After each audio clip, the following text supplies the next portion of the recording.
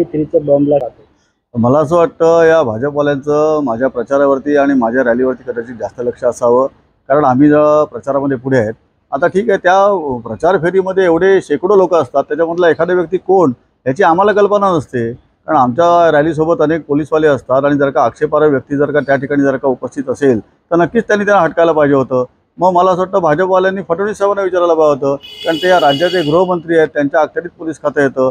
मग अशा पद्धतीची जर का माणसं राजरोसपणे जर का फिरत असतील तर ते फेल्युअर कोणाचं आहे हे पहिल्यांदा भाजपवाल्यांनी स्वपक्षीयांच्याच नेत्यांना विचारलं पाहिजे। आणि कधी कधी मला असं वाटतं की अशा पद्धतीची माणसं हेच लोक पाठवतात की काय, ह्याच लोकांनी पाठवायचं, व्हिडिओ काढायचा आणि तो ट्विट करायचा, असं कुठेतरी षडयंत्र या भाजपच्या माध्यमातून रचलं जाते की ह्याचा मला संशय आहे।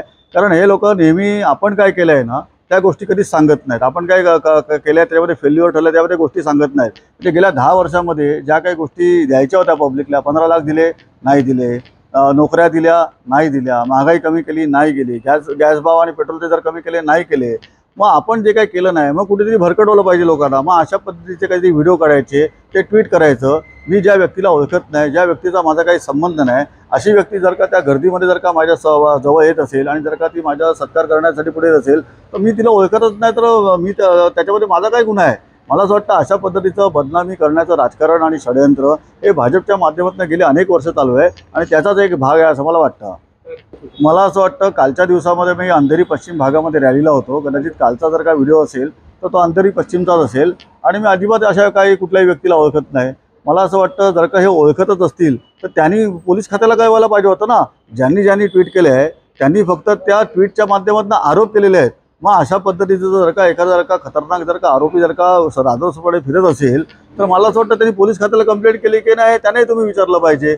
सर्वप्रथम मला असं वाटतं एवढं जर का तुम्ही एखाद्या गोष्टीवरती प्रॉम्प्ट असाल तर गेल्या 10 वर्षामध्ये आपण जे लोकांना द्यायचं असं कबूल केलं होतं, आपण जो काय विश्वास दिला होता, आपण जे काय वचन दिलं होतं त्या वचनातले कुठली कामं पूर्ण केली त्याच्यावरती तुम्ही का नाही बोलत?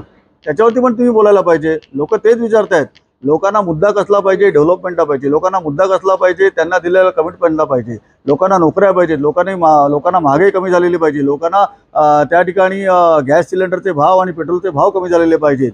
हा ठीक आहे, एखादा आरोपी जर का असेल तर तो अशा पद्धतीने राजरोस फिरला नाही पाहिजे ह्या मताचा मीही आहे, पण त्याच्याकरता पोलीस खात्याने काम करायला पाहिजे आणि त्याच्याकरता भाजपवाल्यांनी त्यांच्या उपमुख्यमंत्री फडणवीस साहेबांना सांगितलं पाहिजे ते, कारण त्याच्या अंडर हे खातं येत आहे।